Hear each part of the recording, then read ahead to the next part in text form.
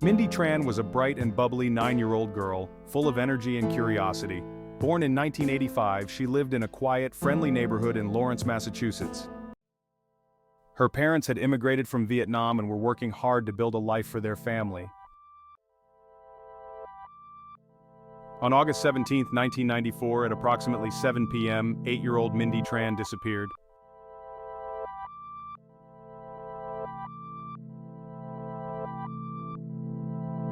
She had been riding her bike close to her home at 385 Taylor Road in Rutland. As her parents said, she went to visit her friend, who lived nearby.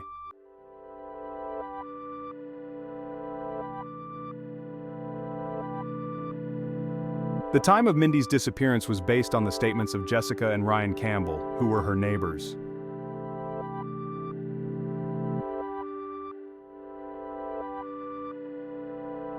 Both saw Mindy riding her bike up and down Taylor Road around 6:45 p.m.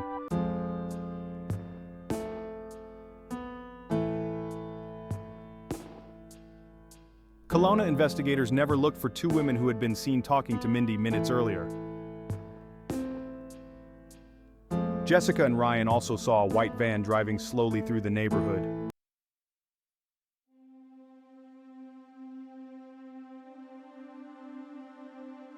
When they arrived at their friend Lisa Sterling's place, Jessica went in her house and Ryan Campbell stayed outside.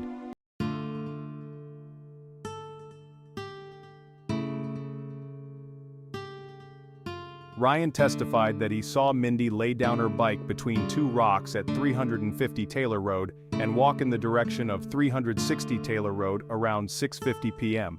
When Ryan, Jessica, and Lisa Sterling emerged from the house, Mindy was no longer there, but all three saw the white van.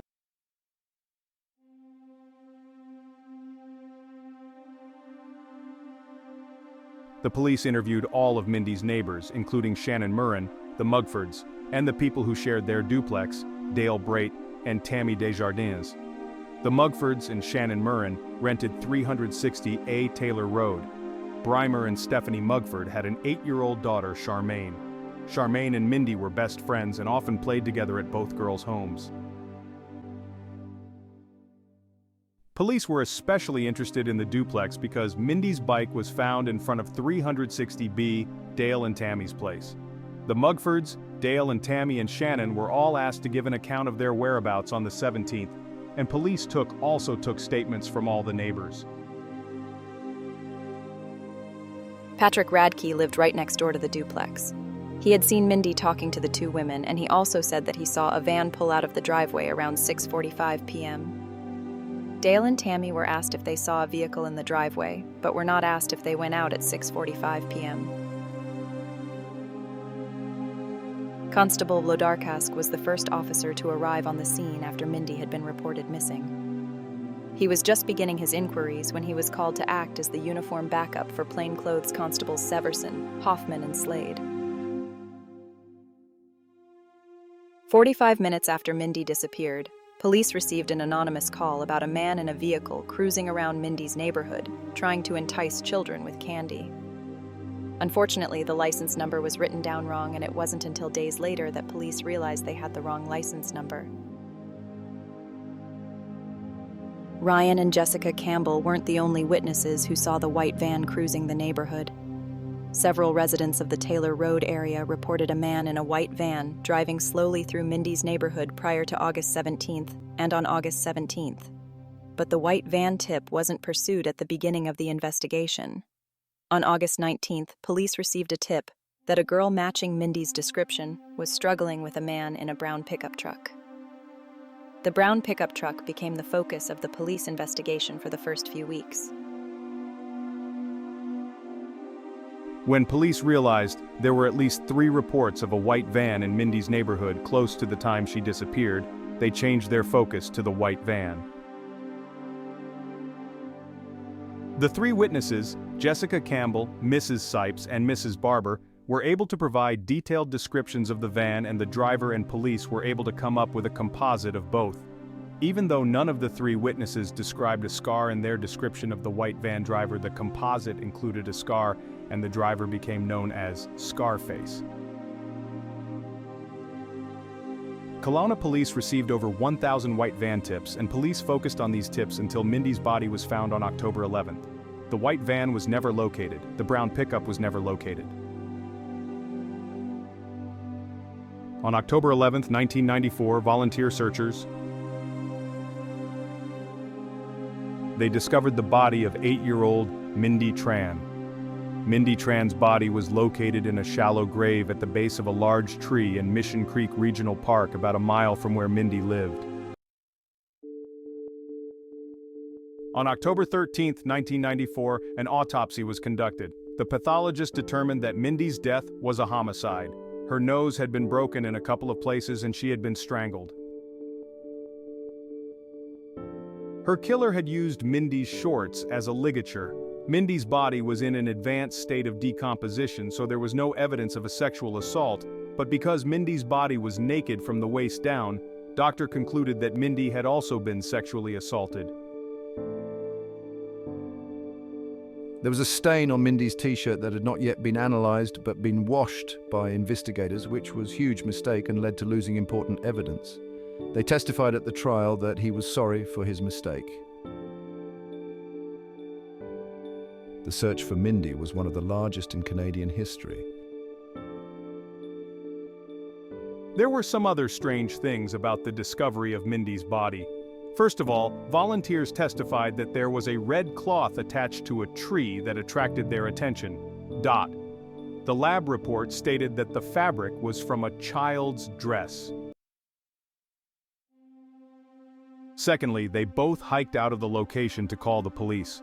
Mindy's body was left unattended for 2 hours while they waited for Tidsbury to arrive at the park entrance.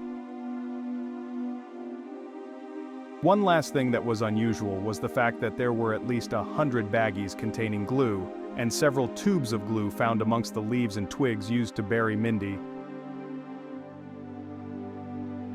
Within 2 days of arriving in Kelowna, the review team agreed with Tidsbury that no vehicle was used in Mindy's abduction, and as a result, Shannon Murren became the prime suspect.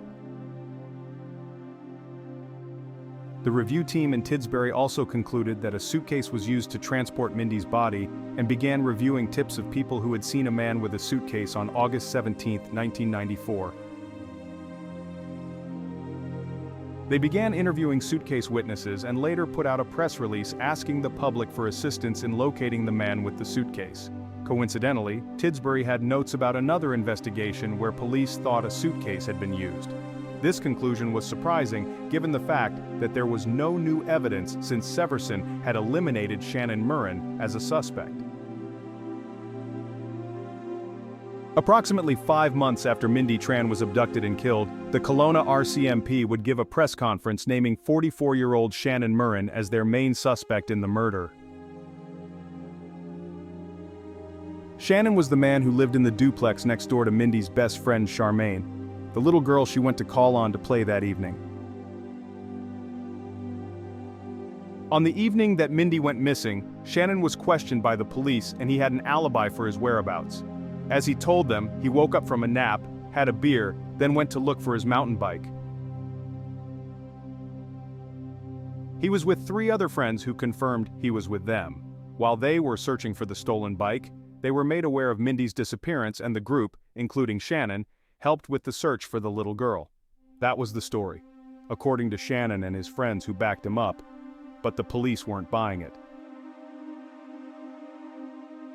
He lived at the home where Mindy was last seen alive out front of.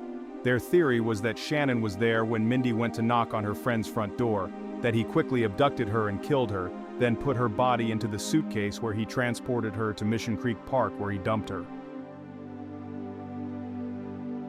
They believed he was the man carrying the suitcase, the one that several witnesses reported seeing that evening. And while they were just now releasing his name to the public, they had spent the last several months building a case against Shannon Murren that would do more harm than help the investigation.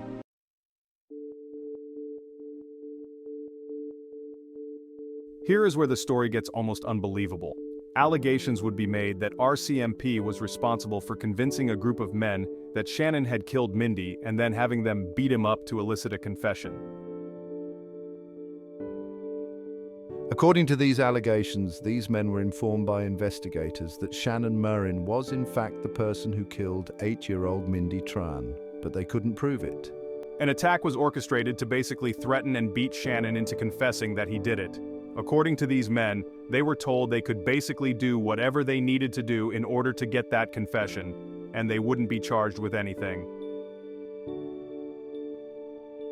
So, the men went to his house and confronted him about Mindy's murder. Shannon brandished a gun, which was against his conditions related to his previous firearms charge. The men get the gun away from him, beat him up, toss him into the back of their pickup truck and take him to a park where Mindy's grave is located. While investigators in charge of Mindy's file watch from a distance, these men continue to beat Shannon and demand he confess to the murder. Someone who lived near the park happened to hear the men yelling and called 911. When the responding officers got to the scene, they were met by the investigators on Mindy's case, and allegedly they were told to wait back, not to interfere with the beating that was happening in the park. His is all according to claims made by both Shannon Murrin and the men who beat him. Shannon was nearly beaten to death and had to spend an extended time in hospital recovering from his injuries.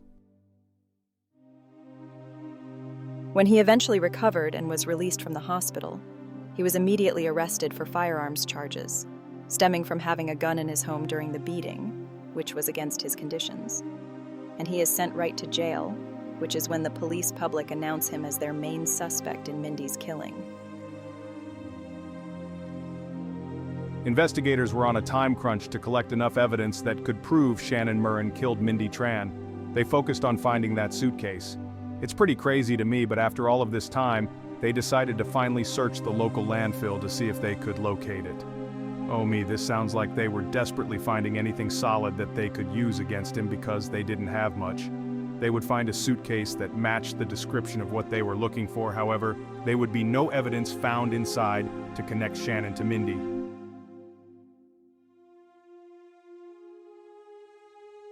Two years would pass with Shannon Murrin behind bars while police build the case against him for Mindy Tran's murder. Then, on Jan 13, 1997, the same week that he is set to be released from prison on the weapons charges, first-degree murder charges were laid against Shannon Murrin in the killing of Mindy Tran. It is a case based on circumstantial evidence, and Shannon maintains his innocence.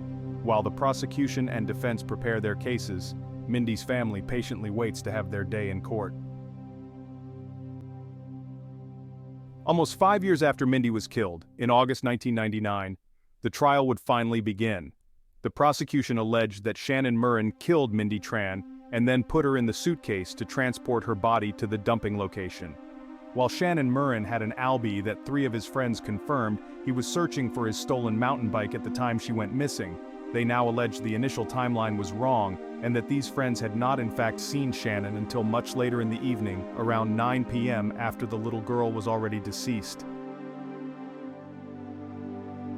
As for physical evidence, they didn't have much, if anything at all. There was a hair found on Mindy's underwear, however. It did not have the root attached to it, meaning it could not be tested for DNA the typical way. Mitochondrial DNA testing, which was still very much in its infancy in the 90s, would have to be done. With this kind of testing, it would be impossible to match it to one specific suspect. However, it would identify a narrow list of potential suspects. Unfortunately, other potential DNA evidence would be lost. One police officer who was working closely with the family admitted to washing Mindy's clothing because he didn't want to give them back to her parents soiled. Obviously, a huge misstep and difficult to comprehend how something like that happens. It's unfortunate because the clothing could have been the key to 100% positively identifying Mindy Tran's killer. While the trial was ongoing, there would be a surprise confession. Not by Shannon, but by a 48-year-old man named James Hubert Holmes, who confessed to killing Mindy while serving time behind bars. Allegedly, he told his cellmate that after killing Mindy, he hid her body in a condemned building and then dumped it when the search was over. He claimed to have planted Mindy's pink bike in front of Shannon's house. This was all according to a jailhouse snitch, and when Holmes was asked about the alleged confession, he denied it. He also passed a polygraph test, and his DNA was not a match to the hair follicle, so the case against Shannon continued. Over 80 witnesses would be called to take the stand over the 7-month period the trial took place. In the end, Shannon Murren would be acquitted in the murder of 8-year-old Mindy Tran. And here's where the story takes another strange turn. After the trial was over, and he was released from prison, one of the jurors, a woman named Kathy McDonald, took a particular interest in Shannon Murren and decided to call him to congratulate him. The pair struck up a friendship, maybe more. Kathy offered to help Shannon write a book about what he went through during the trial. She followed him back home to Newfoundland, where the couple continued to deny anything romantic was going on between them. There would be a criminal investigation launched into the jurors' actions. You can have jurors, particularly in the murder trial of a child, that are romantically interested in the suspect being charged. Nothing would ever come from that investigation, but one has to wonder if her feelings had any impact on the outcome of the trial, if she were able to affect the way that other jurors looked at the evidence. We'll never know, however. A few years later, Shannon and Kathy would finally admit that we're in a relationship together. After being acquitted in Mindy Tran's murder, Shannon would be back in the spotlight after being named as a person of interest in the double homicide of a couple who vanished from their home in Newfoundland in 1993, about a year prior to Mindy going missing. A man named Joey Oliver was claiming that he lured the couple to a wooded area where Shannon proceeded to shoot them in the back of the head, execution style. Shannon denied his involvement in the killing and has never been charged. Since then, Shannon has sued the RCMP and has been rewarded an undisclosed amount of money for the way they handled the investigation. In the lawsuit, he alleged that the RCMP had gotten a group of money to beat him into confessing to the crime, and prior to that they set him up in a murder-for-hire situation. It's alleged that shortly after Mindy's murder, the RCMP had an undercover officer attempt to hire Shannon Murren to kill a mother and a child, which he refused to do. That's when they moved forward with the police-sanctioned beating, according to Shannon Murren. It should be noted that to this day, RCMP believes they had the right man from the beginning. They believe that Shannon Murren killed Mindy Tran. Unfortunately, they couldn't prove it. Mindy's murder case only remains open because there has been no conviction. It does not appear that anyone else is being looked at as a suspect, which is really heartbreaking for her family. Years have passed since the tragic murder of Mindy Tran. Her memory continues to resonate within the community that loved her. Her laughter still echoes in the hallways of her old school. We found solace in keeping Mindy's memory alive. We established a scholarship fund in her name. Mindy's light continues to shine brightly in the hearts of those she touched.